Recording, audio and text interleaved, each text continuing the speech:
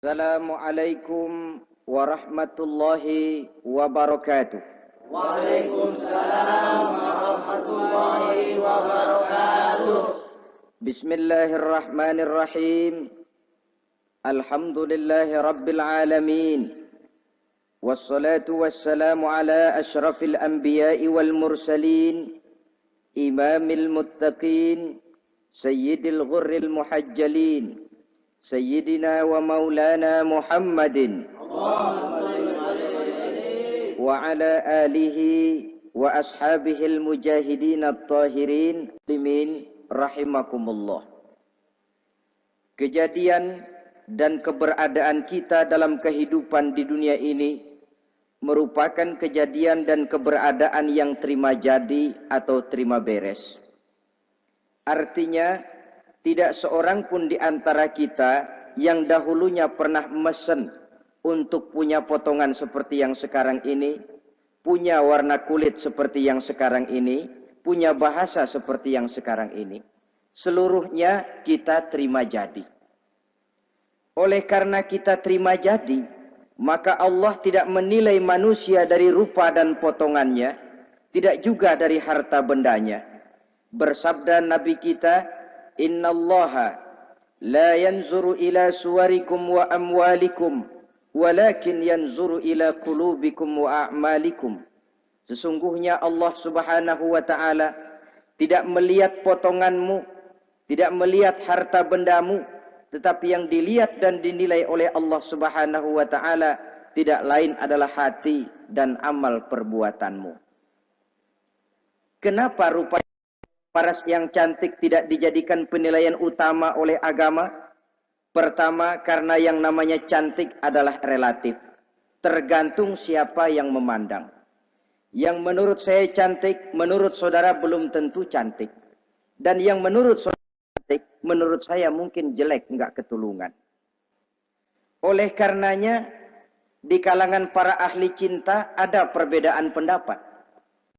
Sebenarnya cantik yang bikin orang jatuh cinta atau cinta yang menyebabkan orang jadi cantik. Dua-duanya bisa saja terjadi. Mungkin karena cantik orang lalu jatuh cinta, mungkin sudah kadong cinta biar gempor cantik juga. Tapi yang jelas cantik adalah relatif. Yang kedua, cantik itu temporer, berubah oleh pergeseran masa dan pertukaran waktu. Tidak ada orang makin ke ujung makin cantik. Sekarang dia sedang sweet 17-an. Umur 17-an, of course cantik bukan alang kepala. Seluruh yang ada dalam dirinya menjadi syair di kalangan para remaja. Rambutnya katanya ikal berderai. Pipinya bakpao dilayang. Lalu janggutnya katanya macam lebah bergantung. Alisnya macam semut beriring. Kalau dia senyum orang pada lemes. Itu sekarang 2, 3, 10, 40 tahun yang akan datang kalau dia senyum mungkin orang lari semua. Cantik itu temporer. Dan yang ketiga, di atas langit masih ada langit lagi. Di atas yang kita anggap cantik, rupanya masih ada yang lebih cantik lagi. Oleh karena itu, penilaian inti dari agama bukan soal potongan, bukan soal harta benda, tapi hati dan amal perbuatan. Alangkah lebih idealnya lagi kalau hati yang baik dan perbuatan yang baik berada pada rupa yang elok juga. Inilah yang dinamakan kecantikan zahir dan batin. Dan ini yang dimiliki oleh Nabi Allah Yusuf alaihi salam yang akan kita bicarakan pada pertemuan kita kali ini. Pantas kalau pada saat kita berdiri di muka cermin, disunahkan kita membaca doa seperti yang diajarkan Nabi. Allahumma kama hassanta khalqi fahassin khuluqi. Ya Allah, sebagaimana telah engkau baguskan rupaku, baguskan juga kiranya akhlak dan budi pekertiku. Supaya kecantikan zahir diiringi dengan kecantikan batin. So apa gunanya zahir yang cantik kalau batinnya berbahaya? Itu yang orang bilang, apa guna katanya berkain batik kalau tidak dengan kebaya? Apa guna berparas cantik kalau melulu bawa bahaya?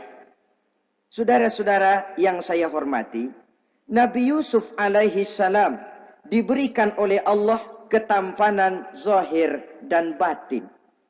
Artinya, zahirnya beliau memang tampan, batinnya pun memang beliau adalah baik. Dan inilah kebaikan yang berlipat ganda. Kadang-kadang ada orang yang tampangnya sederhana saja, tapi batinnya baik.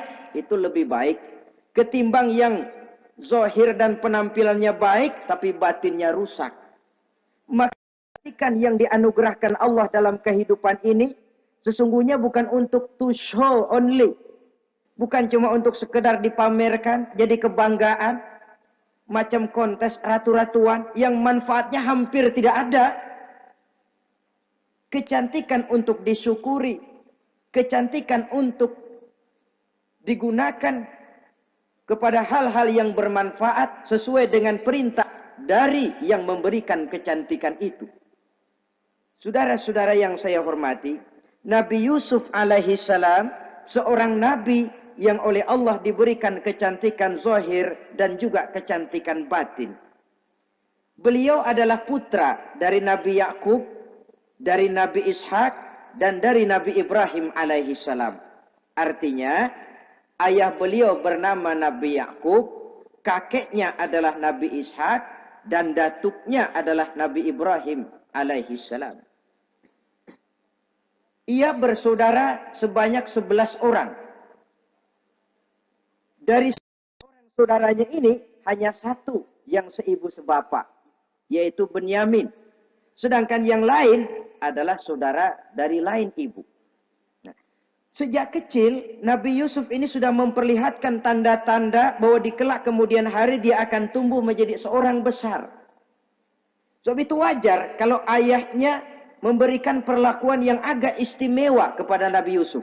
Dan ini tentu memancing sifat iri dari saudara-saudaranya yang lain. Apalagi pada satu malam Nabi Yusuf di kala remaja itu pernah mimpi. Mimpi ini beliau ceritakan kepada ayahnya.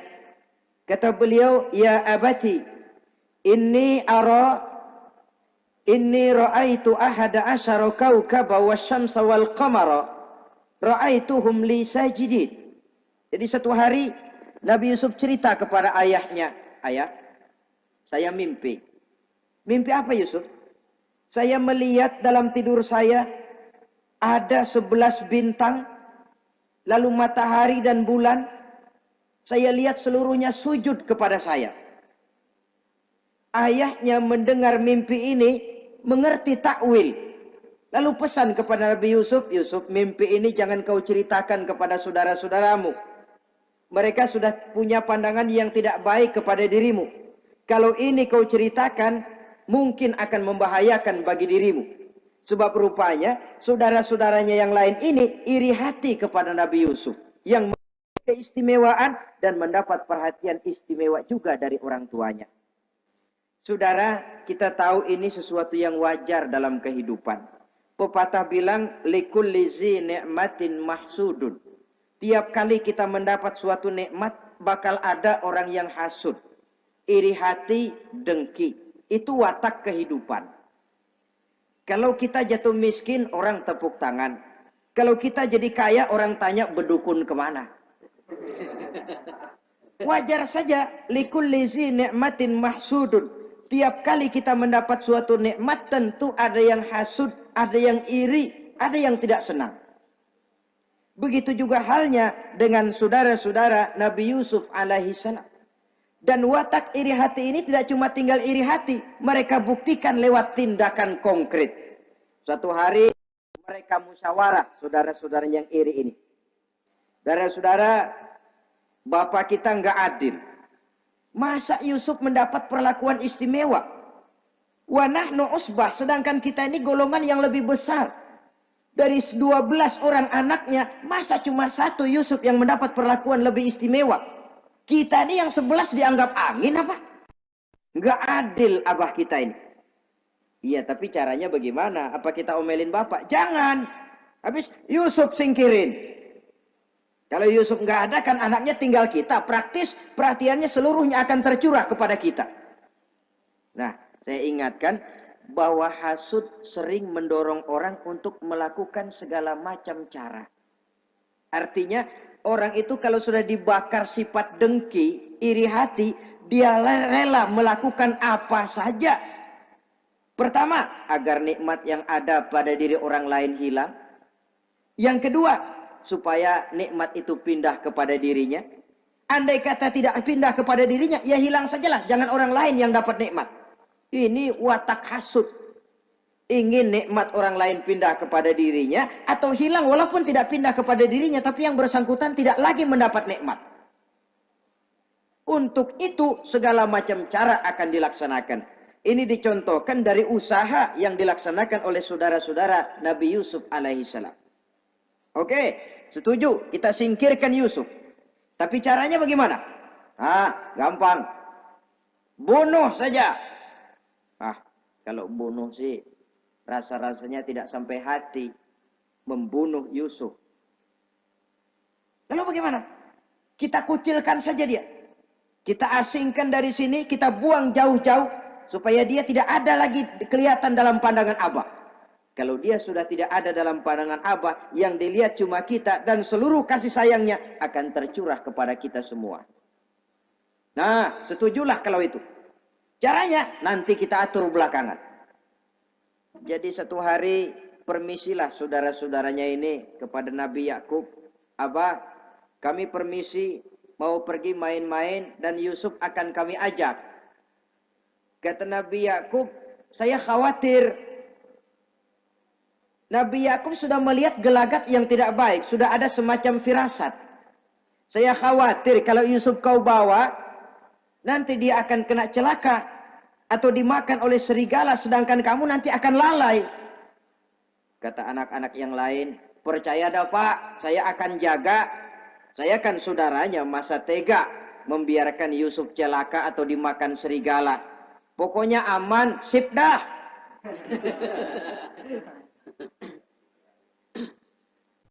Akhirnya Nabi Yakub mengizinkan. Pergilah 12 bersaudara ini pergi bermain-main. Mula-mula berkejar-kejaran, Yusuf ikut main kejar-kejaran. Lantas buka baju, Yusuf ikut buka baju. Sampai ketika tiba di tepian sebuah sumur tua, rencana yang sudah disepakati itu dilaksanakan. Nabi Yusuf diangkat beramai-ramai, digotong, lalu dimasukkan, diceburkan ke dalam sumur mati itu. Kemudian baju Nabi Yusuf itu mereka basahi dengan darah kambing. Setelah itu mereka pun pulang menemui Nabi Yakub alaihi salam dengan rasa sedih yang dibikin-bikin. Ini penyakit hasud. Jadi kalau orang hasud kepada kita, begitu kita mendapat kesulitan, dia datang dengan air mata buaya. Belagak sedih, belagak ikut berduka cita, padahal sih hatinya sorak.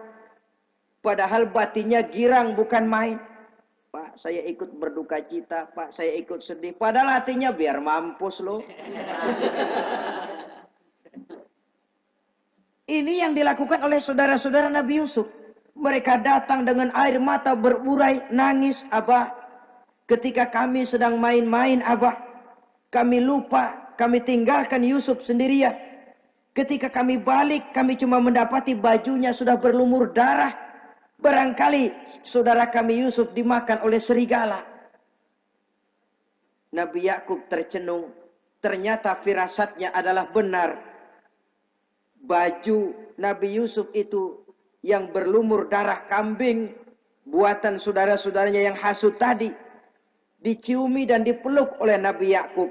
Kepedihan seorang ayah yang ditinggalkan oleh anak tercintanya. Saudara, adapun Nabi Yusuf alaihi salam tercebur di sumur mati itu. Sampai pada satu hari ada khalifah, ada kafilah niaga dari negeri Madian hendak menuju ke negeri Mesir, lewat di tempat itu. Ketika salah seorang mereka bernama Malik bin Zo'ar hendak mengambil air, timba diturunkan ke dalam sumur. Begitu diangkat, ini air kok berat amat. Makin diangkat, makin berat. Sampai di atas, bukan air, orang isinya. Ada orang di ember. Dia lihat rupanya sangat tampan, elok, cantik. Ini barangkali anak bangsawan ini. Parasnya begini cantik, begini tampan. Ini kalau dijual di Mesir nanti tentu harganya mahal nih. Order nih. Objek. Maka dibawalah Yusuf ini ke negeri Mesir. Setibanya di sana diperjualbelikan sebagai budak belian. Nah, nasib baik rupanya Yusuf ini ketika terjadi pelelangan dibeli oleh seorang pembesar istana, seorang menteri yang bernama Kitfir. Kitfir melihat, ini cantik anak remaja ini. Tampangnya elok, parasnya indah, kelihatannya budi pekertinya pun halus. Kita ambil saja ini, kata Kitfir kepada istrinya Zulaikha. Kita angkat dia jadi anak, siapa tahu nanti dia memberikan manfaat yang besar bagi kita. Baiklah, baiklah. Dan sejak saat itu, Yusuf dipelihara di rumah Kitfir dalam istana yang tinggal bersama istrinya Zulaikha. Menurut satu riwayat, 10 tahun lamanya Nabi Yusuf tinggal di tempat Kitfir. Dan selama 10 tahun itu, tentu terjadi perkembangan, baik jasmaninya maupun rohaninya. Dari anak-anak, ia berubah menjadi remaja, lalu meningkat ke arah dewasa. Makin matang kedewasaannya, makin tampan dan elok parasnya. Makin cantik budi pekertinya, ditempa oleh watak kenabian yang disiapkan oleh Allah Subhanahu wa Ta'ala. Sehingga tidak heran, ketampanan Nabi Yusuf ini lalu jadi buah bibir di kalangan istana. Tidak cuma anak perempuan bangsawan, tidak cuma istri para penguasa, sampai kepada kelompok orang awam. Selalu berandai-andai, kalau saja, andai kata, umpama saya bisa berdampingan dengan Yusuf, kalau saja. Kata-kata kalau saja ini keluar dari perempuan-perempuan yang melihat Yusuf alaihissalam. Dan yang unik, kecantikan Nabi Yusuf itu, kalau dia berdampingan dengan orang yang jelek, si jelek ini ikut sedikit cantik. Biasanya kan kalau ada orang ganteng, duduk berdampingan sama orang jelek, ganteng makin kelihatan kegantengannya, yang jelek makin demek. Itu biasanya. Tapi kecantikan Nabi Yusuf ini tidak mengangkat orang lain. Nah, rupanya yang tertarik kepada ketampanan Nabi Yusuf ini tidak cuma perempuan-perempuan lain, juga termasuk Siti Zulaikha, istri daripada Kitfir, yang merupakan ibu angkatnya. Kalau pada mulanya Zulaikha merawat Nabi Yusuf sejak kecil dengan harapan nanti akan membawa manfaat. Setelah dilihatnya makin lama makin tampan, makin lama makin cantik, makin lama makin rupawan. Berubah rupanya rasa kasih sayang seorang ibu menjadi kasih sayang seorang perempuan kepada laki-laki. Dia merindukan saat-saat di mana dia bisa mencurahkan rasa hatinya itu kepada Nabi Yusuf alaihi salam. Hampir-hampir nyaris Zulaikha ini, kalau istilah anak muda barangkali, siang jadi kenangan, malam jadi impian.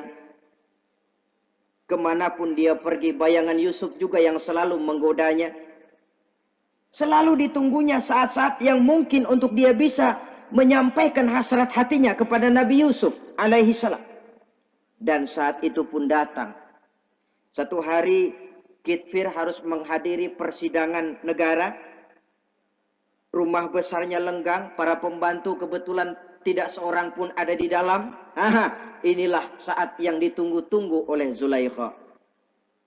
Keluarlah ia dari kamarnya dengan pakaian yang tipis sewarna dengan warna kulitnya, sehingga pakaian dalamnya nyaris tembus.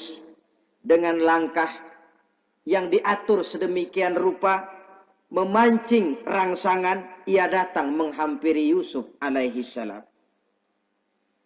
Lalu dengan suara lemas memelas, ia pun memanggil Yusuf. Ada apa tuanku? Sini yang. Kalau bahasa kita. Melihat mendengar suaranya yang lain dari hari-hari biasa. Apalagi melihat pakaian Zulaikha yang begitu tipis. Jantung Nabi Yusuf berdetak sangat cepat. Darah mengalir dengan cepat. Maklum, beliau juga manusia, laki-laki, normal terlepas dari kenabiannya. Jantungnya dak-dik-duk. Kemari Yusuf, sini. Ada apa tuanku? Sudah lama Yusuf. Lama apa tuanku? Saya memendam rindu kepadamu Yusuf. Siang malam engkau juga yang jadi tumpuan harapan saya. Kemanapun saya pergi seakan wajahmu juga yang saya lihat Yusuf. Tidur saya jadi tak nyenyak. Makan saya tak pernah membawa kekenyangan Yusuf. Tidur yang biasanya mendatangkan semangat seolah semuanya pergi meninggalkan saya Yusuf. Hembusan sepoi pagi mengusap bunga merekah dalam taman yang biasanya membawa keindahan, semuanya telah berganti dengan keindahan wajahmu Yusuf.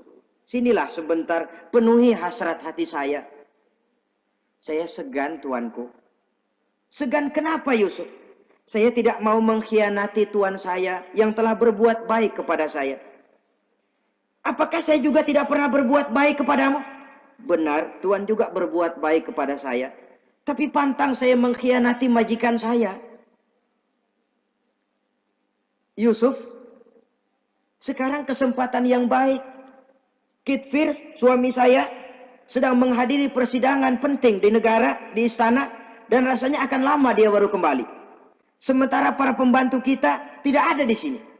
Saya malu tuanku, saya segan. Malu kepada siapa? Tidak ada yang tahu, tidak ada yang lihat. Allah. Saya takut, saya malu kepada Allah tuanku. Padahal kalau menurut ukuran hati, Quran menjelaskan walaqad hammat bihi wa hamma biha. Sebenarnya Zulaikha cinta kepada Yusuf, Yusuf pun senang kepada Zulaikha. Itu iblis sibuk bukan main memasang jerat, pasang besi berani biar pada nyetrum.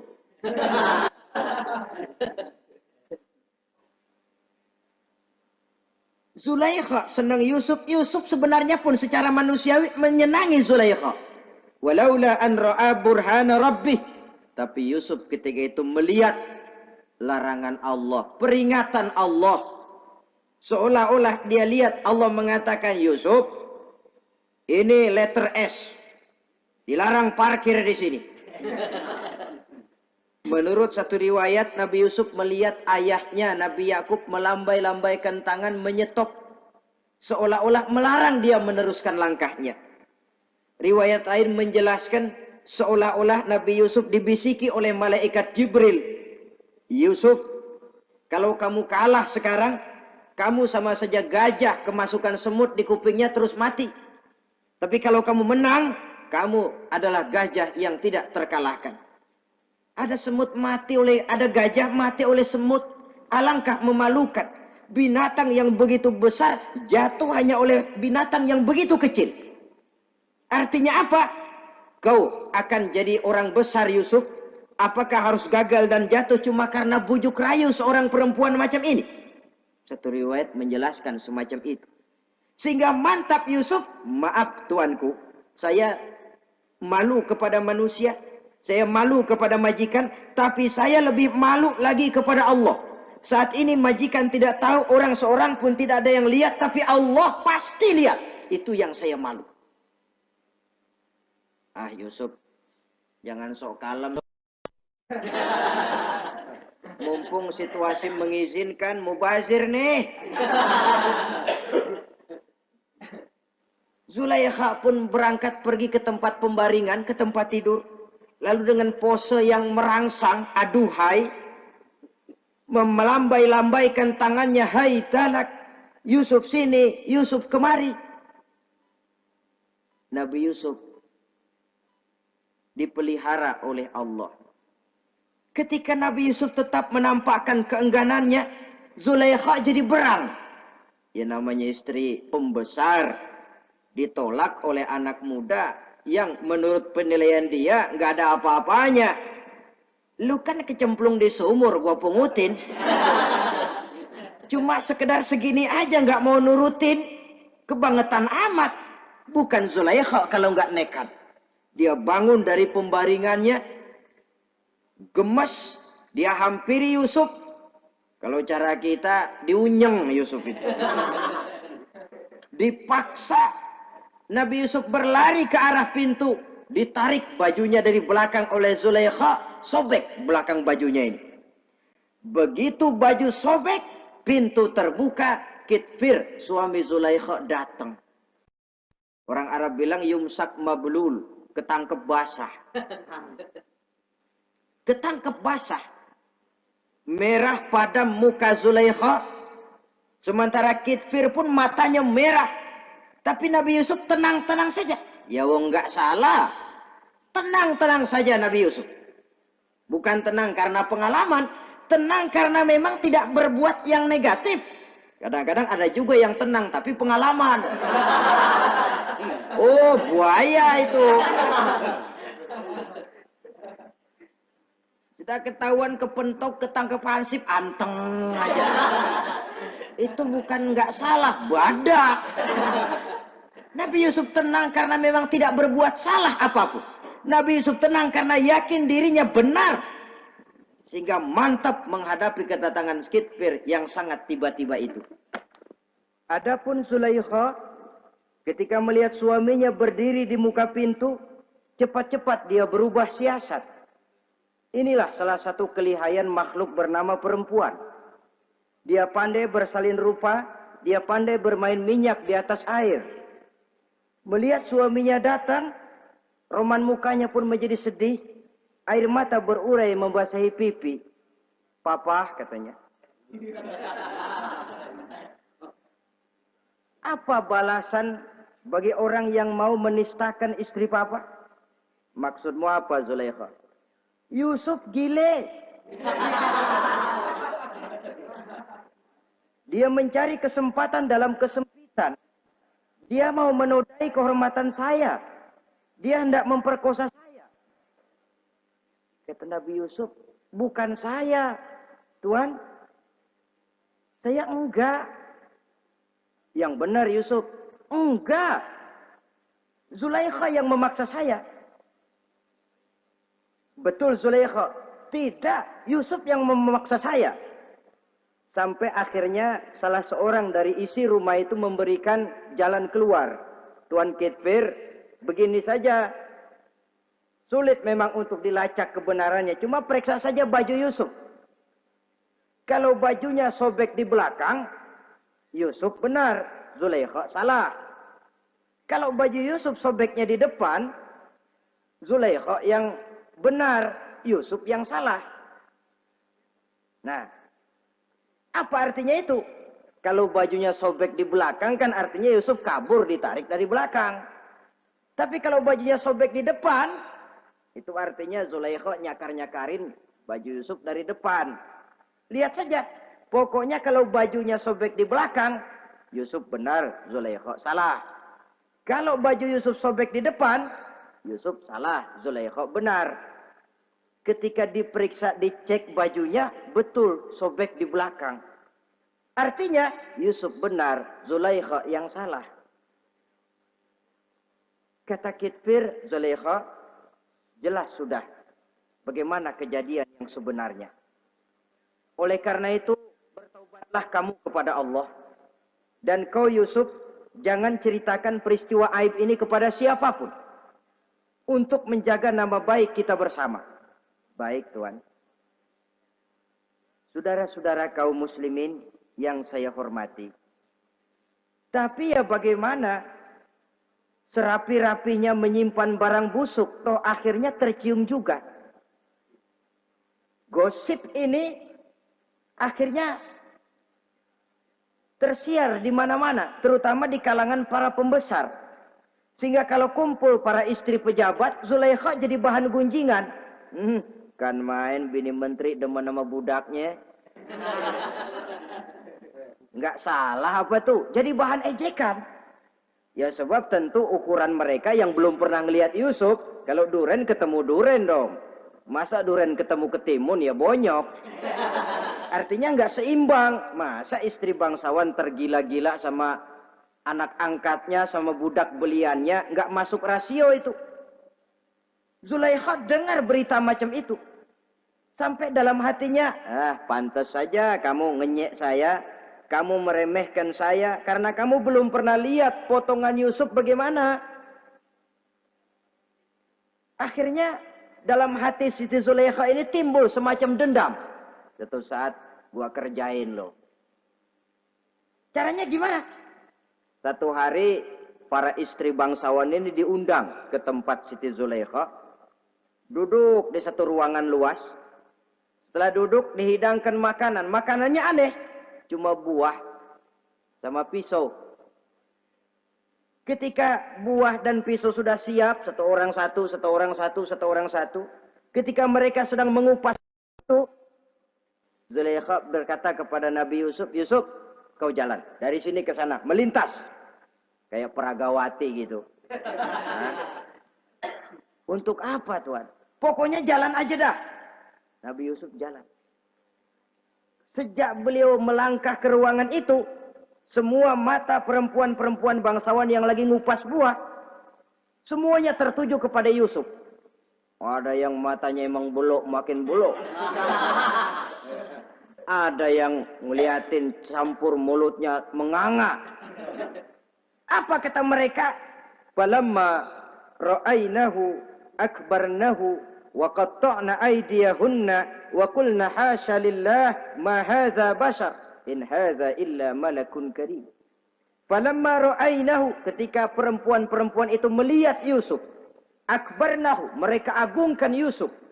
Wa qulna hasya lillah, mereka bilang, ini sih bukan orang nih.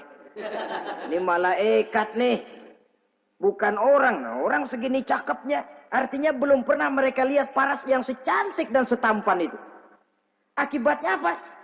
Nggak berasa mau motong buah keiris tangan. Rata-rata perempuan yang ada di situ tangannya pada luka. Kenapa? Mau motong buah, mata kemana, mulut kemana, tangan kepotong. Melihat itu semua, Zulaikha puas. Nah, kamu baru melihat sekejap. Bagaimana saya yang siang malam melihat Yusuf? Bagaimana saya yang tiap saat hidup bersamanya? Bagaimana saya nggak merindukan dia? Ente yang baru pernah ngelihat sekelebatan udah motong tangan. Saya yang tiap hari sama-sama dia nggak celeng juga udah pantas. Saudara-saudara kaum muslimin yang saya hormati. Akhirnya untuk menjaga nama baik keseluruhannya, Nabi Yusuf pun mengalah. Karena berita ini sudah tersiar, Yusuf dipojokkan, tidak cuma sekedar dipojokkan, beliau dimasukkan ke dalam penjara. Tapi apa kata beliau? Rabbis sijnu ahabbu ilayya mimma yad'unani ilaih. Ya Allah, kalau memang karena resiko penolakan saya terhadap ajakan Zulaikha menyebabkan saya harus masuk penjara, penjara lebih saya sukai. Penjara lebih saya cintai ketimbang ikut kemauan Zulaikha. Saudara-saudara, kadang-kadang kita berpikir, kalau kesempatan itu datang kepada kita, mampukah kita menjatuhkan pilihan seperti pilihan Nabi Yusuf ini? Lebih baik penjara ketimbang mengikuti bujuk rayu perempuan untuk melakukan perbuatan yang menyeleweng ini. Ini yang dipilih oleh Nabi Yusuf. Tegar. Kalau memang sebagai resikonya saya harus masuk penjara, penjara lebih saya cintai, penjara lebih saya suka daripada mengikuti bujukan Zulaikha. Teguh karena suatu prinsip. Bukankah dalam perjuangan menegakkan akidah, Kadang kita mendapat piala, tapi tak jarang kita berhadapan dengan penjara. Kadang kita disanjung, kadang kita dicaci. Itu romantika perjalanan dari yang namanya perjuangan. Tapi pilihan harus ada. Ketimbang ikut bujuk rayu perempuan yang mengajak melakukan perbuatan serong, penjara lebih saya cintai. Sudah pada saat hendak diajak tidak ada yang melihat, beliau menolak. Akibat penolakannya pun masuk penjara, tapi penjara lebih menyenangkan hatinya. Ketimbang hidup merdeka, tapi jiwa terpenjara. Inilah Nabi Yusuf barangkali. Biar badan masuk penjara, asal jiwa merdeka. Kita sekarang sebaliknya. Jiwa terpenjara tidak jadi soal, asal badan merdeka. Maka jiwa kita sering dijajah. Entah dijajah harta, entah dijajah pangkat dan jabatan, entah dijajah iblis. Jiwa kita yang terpenjara. Sementara badan kita merdeka. Nabi Yusuf tidak. Biarlah badan di penjara. Asal jiwa merdeka untuk menegakkan sesuatu yang hak. Saudara-saudara yang saya hormati. Adapun di dalam penjara itu, Nabi Yusuf satu sel dengan 2 orang bekas pelayan istana yang dituduh menaruh racun ke dalam hidangan yang hendak disajikan kepada raja. Yang satu tukang ngatur minuman, yang satu tukang ngatur makanan untuk raja. Siapa yang naruh racun nggak jelas, tapi dua-duanya ditahan. Nah, sampai satu malam teman satu sel ini dua-duanya ngobrol kepada Nabi Yusuf. Yusuf, kami ini dipenjara karena dituduh menaruh racun ke dalam hidangan yang dihidangkan kepada baginda raja. Siapa yang salah, kami sendiri tidak tahu. Saya enggak ngerasa naruh racun, kata yang tukang ngatur minum. Saya juga enggak, kata yang tukang ngatur makan. Sampai satu malam mimpi. Mimpi itu diceritakan kepada Nabi Yusuf. Kata yang tukang ngatur minuman, Yusuf, saya mimpi.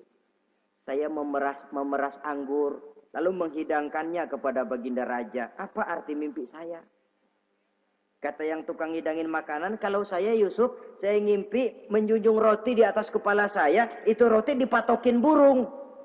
Apa arti mimpi saya? Saudara-saudara, Nabi Yusuf tersenyum. Adapun kamu yang mimpi memerah anggur, kamu akan keluar dari penjara bebas dan akan kerja lagi di istana. Adapun kamu yang mimpi menjunjung roti dipatokin burung, kamu akan dihukum mati, disalib dan kepalamu akan dipatokin oleh burung.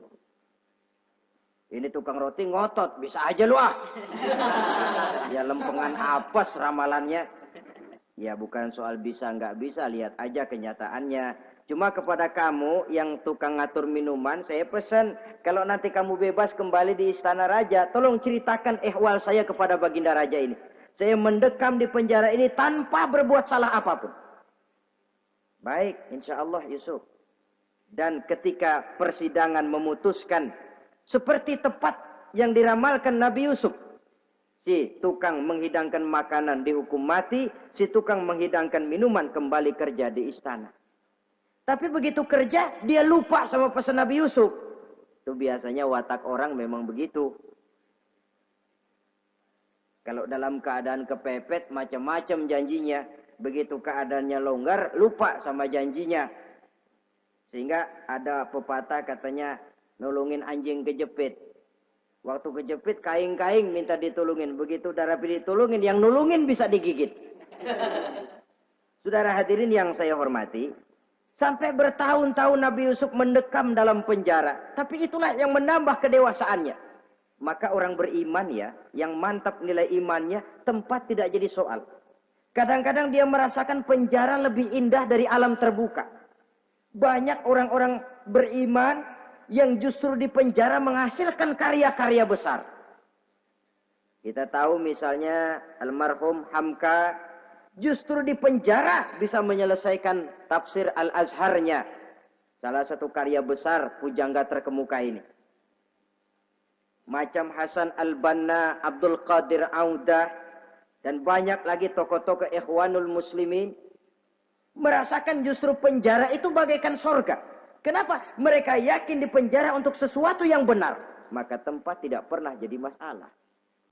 Kalau jiwa merdeka puluhan tahun mendekam di penjara, tidak akan merupakan satu rasa yang lama. Kenapa? Jiwa tidak bisa dibatasi oleh ruangan 2x3 meter. Jiwa yang merdeka tidak bisa dibatasi dengan teralis besi. Jiwa yang merdeka tidak bisa dibatasi dengan dinding tembok yang tebal. Jiwa yang merdeka mengembara, melanglang buana, mencari idealisme yang ada dalam dirinya. Itu yang dirasakan oleh Nabi Yusuf alaihissalam. Untungnya, satu malam raja ngimpi. Untungnya ini. Ngimpinya luar biasa. Ada 7 ekor lembu gemuk-gemuk. Makanin 7 ekor lembu yang kurus-kurus. Lalu ada 7 batang gandum yang isinya gemuk-gemuk. Ada 7 batang gandum yang sudah layu-layu. Nah, pagi-pagi ini seluruh dukun-dukun istana dikumpulin. Para ahli nujum apel menghadap baginda raja. Nujum, dukun, ada apa Tuan Raja? Tadi malam saya ngimpi. Ada 7 ekor lembu gemuk-gemuk memakan 7 ekor lembu yang kurus-kurus. Coba takwilkan apa arti mimpi saya itu. Dukun kata, baru tumben nih, aku dengar mimpi begini. Kata Nujum ditanya Nujum godek. Ah, Tuan Raja itu mah kembang tidur aja kali ah. Tidak seorang pun yang mampu mentakwilkan arti mimpi baginda. Sampai tukang minuman dengar lapor. Tuan Raja, ada apa, Mas?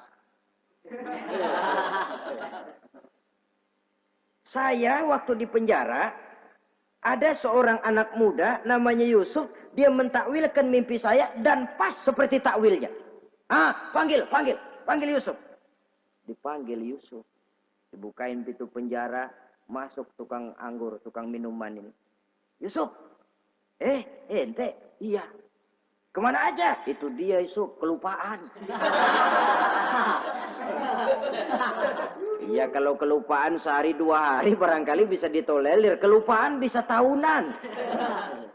Cuma begitu dengar ada mimpi, pikir tukang minuman. Ah, kali aja ini Yusuf bisa takwilkan, kan jasa saya nemuin Raja sama Yusuf kan. Komisi lumayan. Begini Yusuf, baginda Raja mimpi begini-begini. Barangkali kau bisa takwilkan, kau dipanggil menghadap Tuan Raja. Berangkatlah Yusuf menghadap Tuan Raja. Sesampainya di sana, mohon maaf Tuan Raja.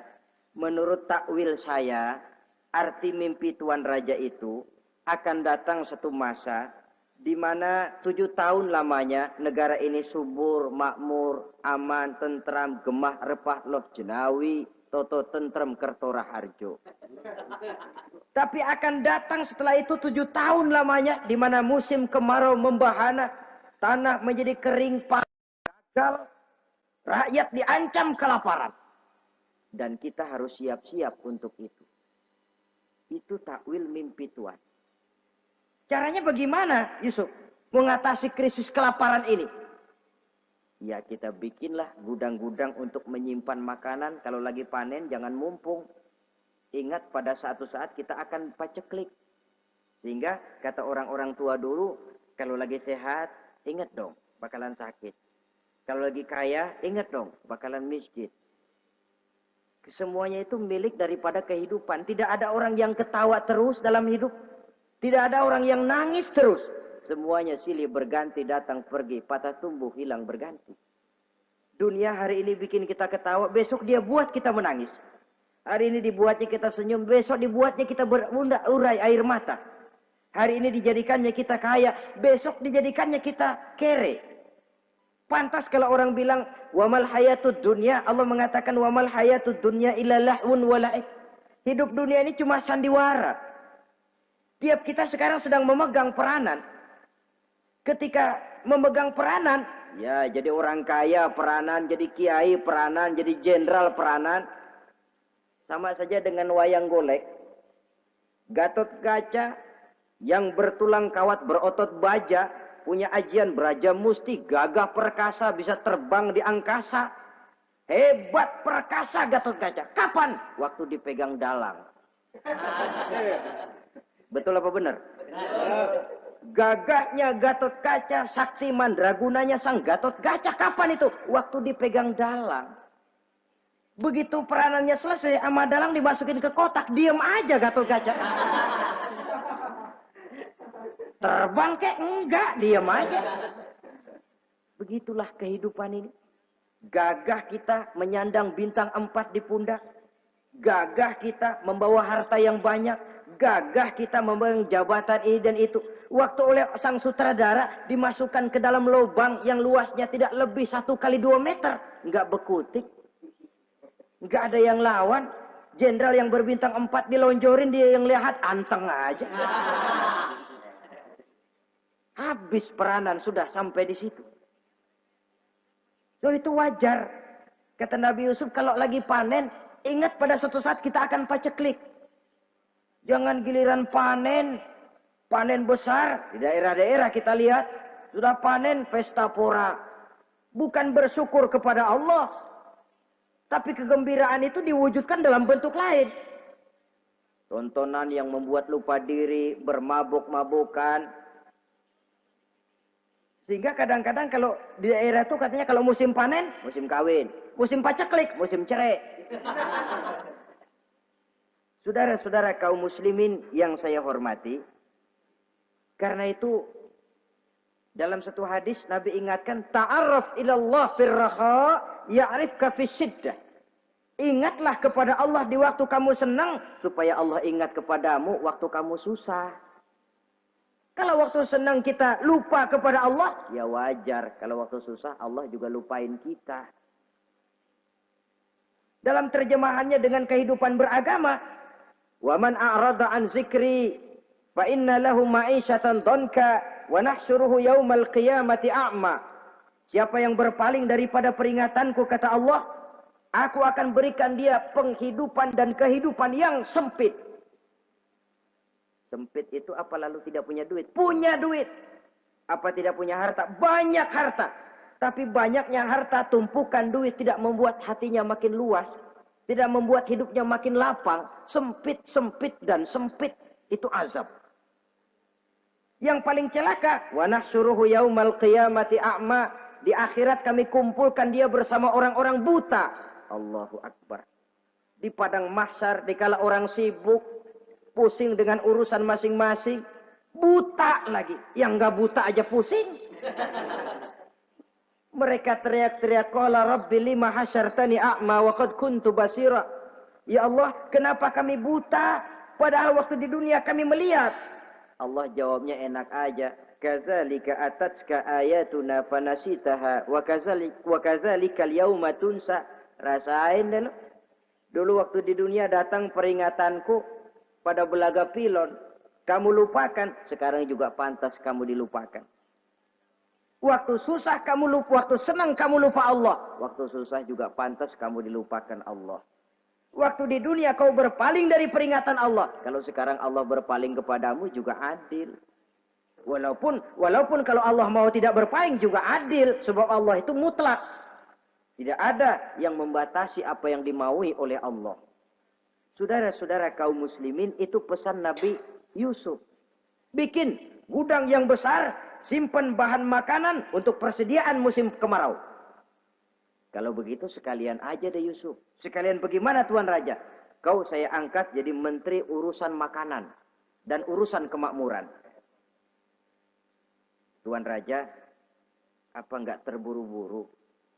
Kau bisa mentakwilkan mimpi saya, bahkan kau bisa mencari jalan keluar. Ini sudah sesuatu yang menguntungkan Yusuf. Mencari jalan keluar ini pemikiran yang menteri saya belum bisa berpikir kayak kamu. Sudah, kau pegang jabatan ini. Nabi Yusuf tidak minta, diberikan. Dan memang ada pesan, jangan memberikan jabatan kepada orang yang meminta. Tuh, kalau orang sudah minta tentu ada pamrih dan ada tendensi. Jangan memberikan jabatan kepada orang yang banyak ngeluarin duit untuk mencapai jabatan itu. Sebab apa? Kalau orang mendapat satu jabatan karena banyak ngeluarin duit, maka pekerjaan pertama yang akan dilakukan setelah mencapai jabatan itu ialah dia akan berpikir, bagaimana caranya biar modal gua pulang. Orang jadi gubernur, jadi menteri karena banyak ngeluarin duit. Belum dia sempat kerja buat kepentingan rakyatnya. Dia lebih dulu akan berpikir bagaimana duit yang saya keluarin supaya pulang. Sisanya kalau ada, barulah untuk kepentingan rakyat. Itu pun kalau keburu. Saudara-saudara yang saya hormati, Nabi Yusuf tidak pernah minta jabatan. Raja memberikan jabatan itu.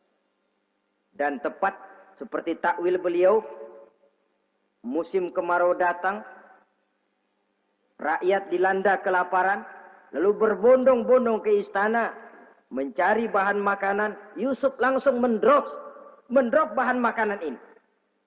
Alhasil saudara-saudara, bahaya kelaparan ini sampai juga ke daerah tempat di mana Nabi Yakub tinggal. Lalu beliau utus anak-anaknya. Saya dengar di negeri Mesir ada seorang menteri muda yang tampan dan baik hati. Pergilah kau ke sana dan mintalah makanan darinya. Berangkatlah mereka ini. Saudara-saudara, Nabi Yusuf lihat, ini saudara-saudara saya ini yang dulu nyeburin saya ke sungai. Sekarang pada antri minta jatah makanan. Kalau kita lagi di atas ngelihat orang di bawah kan enak. Yang bawah kelagapan. Kayak orang sedang berkuasa, namanya lagi berkuasa, ngomong apa juga benar. Orang kalau lagi berkuasa, kentut bagus masih. Tapi kalau sudah jatuh, jangankan apalagi buang angin, batuk aja diomelin. Miskin batuk melulu lah. Di atas itu, posisi di atas gampang buat mob. Andai kata Nabi Yusuf waktu itu mau menteror, membalas saudara-saudaranya, kesempatan emas. Tapi memang hatinya, hati yang mulia, jiwanya jiwa yang besar. Diberinya saudara-saudaranya itu makanan. Tapi dia tidak memperkenalkan diri dan saudaranya pun tidak mengenali kalau itu Yusuf. Kalau kita kan yang enak. Ingat nggak dulu? Saya diceburin ke sumur. Sekarang gantian ya. Ayo baris lo, gue ceburin atu-atu. Nabi Yusuf tidak. Diberinya saudaranya makanan. Lalu pesan. Lain kali kalau kemari lagi mau mengambil makanan, saudaramu yang namanya Benyamin bawa ke sini. Tanpa dia saya nggak mau ngasih makanan lagi. Ya sudah, pulang saudara-saudaranya ini lapor kepada Nabi Yakub. Abah, itu menteri pesan kalau kamu yang mau ngambil makanan lagi Benyamin harus dibawa. Kalau nggak dibawa kami nggak akan dikasih makanan. Nabi Yakub curiga lagi. Dulu Yusuf hilang. Sekarang nih Benyamin ini saudara sekandung Nabi Yusuf. Kalau yang lain satu bapak lain ibu. Tapi dengan Benyamin ini satu ibu satu bapak. Ini Benyamin mau digituin lagi. Bagaimana? Pokoknya Pak yang dulu-dulu kami udah tobat dah. Sekarang mah bener-bener banget dah nih. Biasanya sekali lancung ke ujian itu. Seumur hidup orang nggak percaya. Sampai akhirnya Benyamin pun dibawa ke sana. Saudara-saudara yang saya hormati, terjadilah pertemuan Yusuf dengan Benyamin. Dan akhirnya saudara-saudaranya ini dijelaskan siapa menteri itu sebenarnya. Diminta menjemput Nabi Yakub. Bertemulah Nabi Yusuf dengan ayahnya Nabi Yakub alaihi salam. Adapun Kitfir sudah lama meninggal. Zulaikha pun sudah menjadi janda. Namun dalam jandanya dia tetap merindukan Yusuf siang dan malam. Didambakannya kapan saat pertemuan akan terjadi. Sampai ketika satu hari didengarnya Yusuf akan meninjau satu daerah, dia sudah diri paling depan. Ketika Yusuf lewat, dia nyindir dengan katanya, Maha suci Allah yang memuliakan orang yang takwa dan menghinakan orang yang berdosa. Merasa ada sindiran, Yusuf nengok. Zulaikha kan? Iya Yusuf. Kitfir bagaimana? Sudah meninggal. Lalu keperluan apa sekarang? Saya cuma memerlukan engkau Yusuf. Saudara-saudara, Nabi Yusuf akhirnya kawin dengan Zulaikha yang cantik, menawan. Dan rupanya setelah kawin itulah Nabi Yusuf baru tahu bahwa Kitfir ternyata tidak bisa berfungsi sebagai suami. Dengan kata lain, puluhan tahun Zulaikha kawin dengan Kitfir tetap perawan. Utuh, awet. Rupanya Kitfir liwat terus dan numpang liwat, nggak pernah mampir. Dan sejak saat itu berbahagialah Nabi Yusuf dengan Siti Zulaikha. Kita ambil hikmah dari riwayat singkat ini Pertama, kecantikan zohir lebih penting, kecantikan batin lebih penting dari kecantikan zohir.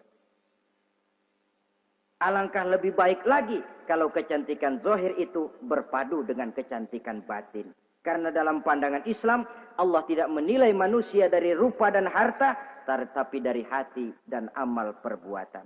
Yang kedua, bahwa ujian dan cobaan yang diterima Nabi Yusuf tetapi dihadapi dengan ketabahan, pada akhirnya menghasilkan kebahagiaan. Kebahagiaan dunia dan kebahagiaan akhirat. Inilah saja pertemuan yang singkat ini. Mudah-mudahan ada manfaatnya. Terima kasih atas segala perhatian. Mohon maaf atas segala kekurangan. Wassalamualaikum warahmatullahi wabarakatuh. Waalaikumsalam.